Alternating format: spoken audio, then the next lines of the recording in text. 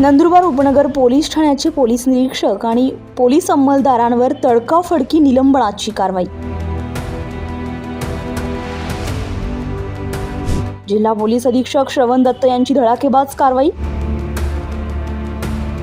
नंदुरबारमधल्या उपनगर पोलीस ठाण्यामध्ये पोलीस निरीक्षक श्याम निकम आणि पोलीस कर्मचारी गणेश भांबरे यांच्यावर तडकाफडकीने निलंबनाची कारवाई करण्यात आली आहे। पोलीस अधीक्षक श्रवण दत्त एस यांनी ही कारवाई केली आहे। उपनगर पोलीस ठाण्याचे निरीक्षक हे गैरकृत्यामध्ये सामील होत असल्याच्या तक्रारी वरिष्ठांकडे करण्यात आल्या होत्या आणि त्याचे काही रेकॉर्डिंग्स पोलीस अधीक्षकांना आढळून आल्या होत्या। यामुळे पोलीस अधीक्षकांनी ही तडकाफडकीने निलंबनाची कारवाई केल्याचं बोललं जात आहे।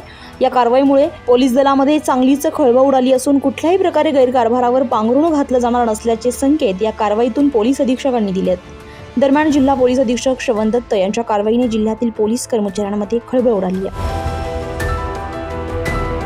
24 लाईव्ह महाराष्ट्र न्यूजसाठी पंकज आहिरे, नंदुरबार, नवापूर।